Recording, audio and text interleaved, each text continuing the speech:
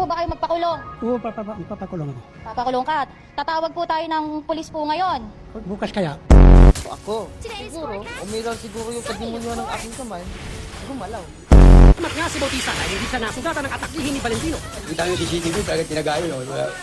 Malakas po yung gabi, yung bill ko sa likod. Nakita ko, ginanon mo eh, saan tumama yun? Di baliktad. Unang pinuntirya, mga manguhula ng kanya-kanyang pwesto sa Plaza Miranda.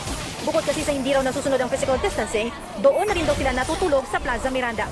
Pinaalis sa Team Hawker sa mga manguhula, pati ang kanilang mga gamit at basura, pinaligpit. Hirit nila sa mga manguhula. Kapag tinulaan nyo na mahuli kayo!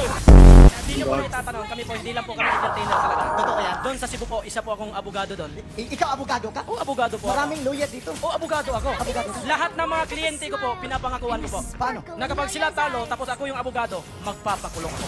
Yun. Oh, kanina may tumawag isang kliyente ko doon sa Cebu. Oh, pero ibinigay ko sa ibang abogado. Bakit? Kalalabas ko lang sa kulungan.